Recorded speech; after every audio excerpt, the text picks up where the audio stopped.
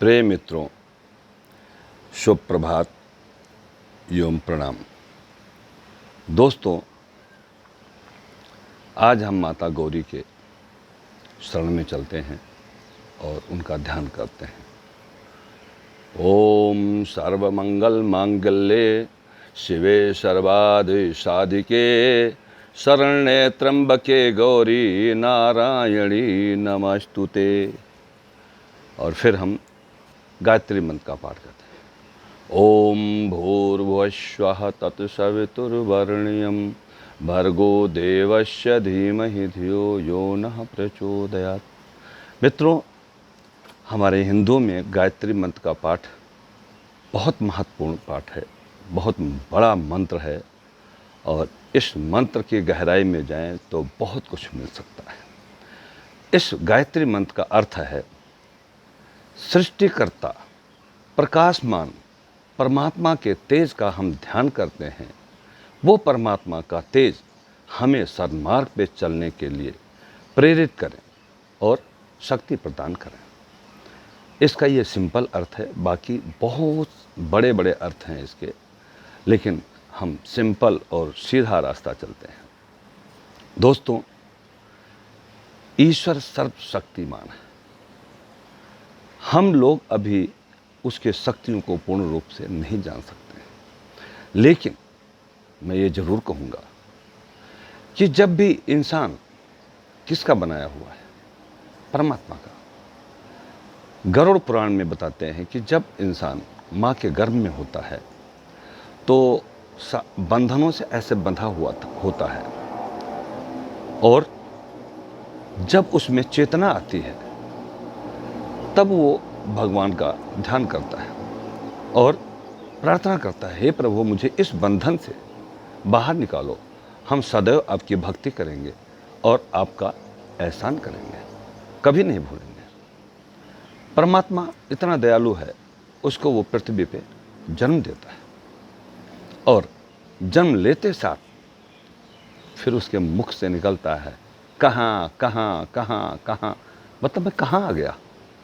और कुछ ऐसे बच्चे जन्म लेते साथ आवाज़ नहीं करते, बोल नहीं पाते हैं, वो प्रभु के ध्यान में मग्न होते हैं और फिर उनका ध्यान भंग करने के लिए डॉक्टर या माई जो भी होती हैं उसको थपथपाती हैं, थप्पड़ मारती हैं गले पे, पीठ पे। फिर उसकी आवाज़, उसका ध्यान भंग होता है और वो बोलना रोना शुरू करता है। तो इस तरह से फिर इंसान धीरे धीरे बड़ा होता है और अपने कामकाज में लग जाता है और परमात्मा का ध्यान भूल जाता है। ये बहुत बड़ी भूल है दोस्तों। ईश्वर ने ये नहीं कहा है, उसने कार्य दिया हुआ है। कर्मण्येवाधिकारस्ते मा फलेषु कदाचन, गीता में उपदेश दिया है कि आप काम कीजिए, फल की इच्छा न कीजिए, फल तो मैं दूंगा ही। लेकिन आप सिर्फ कामोत्तेजना में लग जाते हैं और आप उस काम को सिर्फ एक ही काम समझते हैं कि मैं बिजनेस व्यापार करूं और संसारिक जितने भी कार्य हैं, खेती बाड़ी करना, व्यवसाय करना, बस सिर्फ यही मेरा काम है, अपना पालन पोषण भरण पोषण करूं। दोस्तों, जब कोई आपको कुछ देता है तो एक शर्त होती है। आपको कोई नौकरी देता है तो शर्त ये होती है कि आप अच्छी तरह से काम करेंगे तो आपको पदोन्नति मिलेगी और सारे सुख सुविधाएं मिलेंगी। लेकिन अगर वो काम नहीं करता तो एक एक करके उसकी सुख सुविधाएं छीन ली जाती हैं और उसको निष्कासित कर दिया जाता है। तो दोस्तों, ऐसे ही वो परमात्मा है जिसने आपको जन्म दिया है, जिसने इतनी सुंदर धरती दी है जिस पे हम हर तरह के कार्य करके और हर तरह का सुख प्राप्त कर सकते हैं।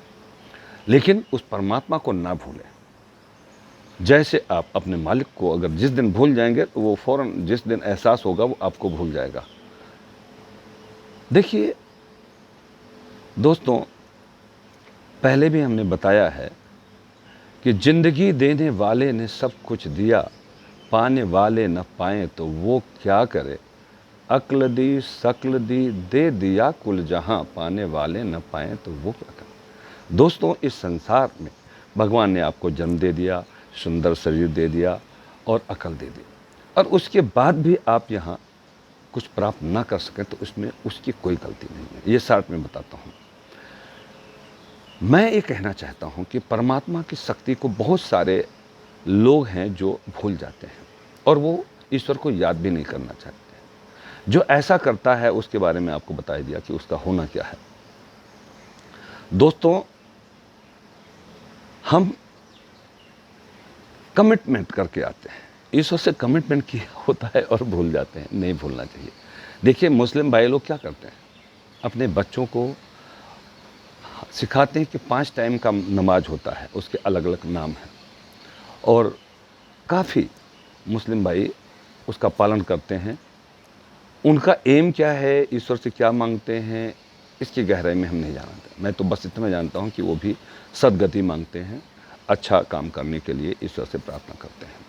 लेकिन हमारे हिंदू धर्म में इतने सारे मंत्र हैं, इतने सारे कोड वर्ड हैं, आप उसको खोलिए तो, समझिए तो। ओम भूर्भुवः स्वः तत्सवितुर्वरेण्यं भर्गो देवस्य धीमहि धियो यो नः प्रचोदयात्। ये बहुत बड़ा मंत्र है। उस सृष्टिकर्ता से, प्रकाशमान परमात्मा से, उसके तेज से आप यही मांगते हैं कि मुझे सद्मार्ग दिखाइए, अंधेरे में टार्च दे दीजिए, मैं देख सकूं। ये जानते हुए और आप देखना नहीं चाहते, आंख बंद कर लेते हैं। ये नहीं करना चाहिए। देखिए, बहुत सारे लोग हैं जो परमात्मा की शक्ति को पहचान ही नहीं पाए, जान ही नहीं पाए। कहते हैं भगवान है कहाँ। कई बार उदाहरण दिया है कि एक लड़की ने एक राजा के प्रश्न का उत्तर दिया था और दूध का कटोरा मंगवाया था। दूध के कटोरे में राजा का प्रश्न था कि भगवान कहाँ है।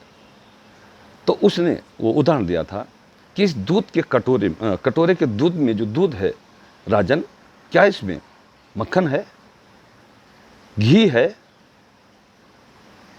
राजन बोला कि हाँ, दूध से ही घी निकलता है। बोले अभी आपको दूध दिखाई देता, इसमें घी दिखाई देता है? बोले नहीं। तब उस लड़की ने कहा कि ऐसे दूध में से जैसे मक्खन निकालने के लिए मथनी की उसको गर्म करना पड़ता है, मतलब आपको शक्ति, आपको मेहनत करनी पड़ेगी, ईश्वर को जानने के लिए प्रयास करना पड़ेगा, तपस्या करनी पड़ेगी, भजन करना पड़ेगा, तो तब आप वो शक्ति मथनी के रूप में प्राप्त करेंगे और तब मक्खन निकलेगा। इसका मतलब परमात्मा है, उस दूध में भी निहित घी जैसे होता है वैसे परमात्मा इस संसार में है। आप उसको जानने की शक्ति अर्जित करें। ये गायत्री मंत्र में ये बताया गया है। दूसरा, एक और मैं ज्वलंत उदाहरण देता हूं। वायु आपको दिखती है? दिखाई नहीं पड़ती। क्या वायु है या नहीं है? सभी लोग कहेंगे वायु है, वायु के बगैर तो जी नहीं सकते, लेकिन दिखाई नहीं देता क्योंकि वो परमात्मा है। ऐसे ही परमात्मा है जो आपके सन्निकट रहता है हमेशा, आपको दिखाई नहीं देता। देखने की दृष्टि लीजिए, दृष्टि है उसको खोलिए।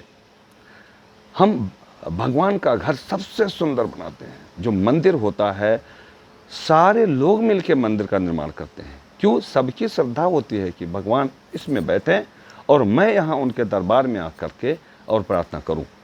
एक चित्त होके घर में रह के कई लोग हैं जो पूजा पाठ करने लगते हैं तो डिस्टर्ब होने लगते हैं, इसलिए मंदिर बनाया गया। अब मंदिर में चले जाइए, वहाँ सिर्फ भगवान का नाम होगा।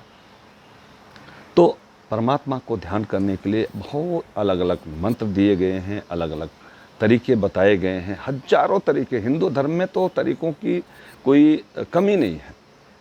तो दोस्तों, मैं यही प्रार्थना करूँगा कि ईश्वर का ध्यान करें, परमात्मा को प्राप्त करें। आज जैसे आपको कोरोना दिखाई पड़ता है, लेकिन सारा संसार कोरोना से डर रहा है, हिल गया पूरा संसार। परमात्मा की शक्ति है। परमात्मा चाहे तो 1 मिनट में गायब हो जाएगा, लेकिन वो चाहता है कि नहीं, आप जैसा किए हो उसका भर लो। चाहे वो इंसान, चाहे चाइना से वो निकला है, कहीं से भी निकला है, परमात्मा कहता है जैसा करोगे वैसा भरोगे। आज चाइना ने क्या किया? जब उसको ये लगा कि इस चमगादड़ से ये बीमारी निकल आई है तो उसने प्रतिबंध लगा दिया। जंगली जानवरों को खाने पे प्रतिबंध चाइना लगा चुका है। आप यूट्यूब पे देख लीजिए या गूगल बाबा से पूछ लीजिए। जंगली जानवर जैसे सांप, बिच्छू, बंदर, अनेक जानवर होते थे जिसको कच्चे खा जाते थे, प्रतिबंध लगा दिया। मीट जो बाहर से आता था उस पर भी प्रतिबंध लगा दिया। सुधार के रास्ते पे जब डंडा पड़ा तब सुधार होना शुरू हुआ। ज़्यादातर लोग, जब बड़े बड़े डॉक्टर जब आपको ठीक करने में लगे रहते हैं और वो ठीक करने में लास्ट में असमर्थ हो जाते हैं, तो क्या कहते हैं, अब तो परमात्मा ही आपको ठीक कर सकता है। मतलब सर्वशक्तिमान कौन है? ईश्वर, परमात्मा। क्यों भूलते हैं आप? ये थोड़े दिन की ज़िंदगी है, यहाँ कुछ समय लेके आए हैं, किराए के हैं।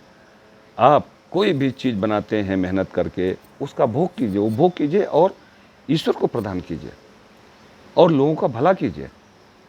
ये हमेशा आपके पास नहीं रहने वाला। एक समय है, मैक्सिमम 60 साल, 70 साल, 80 साल, इसके बाद जाना ही है, वहीं जाना है।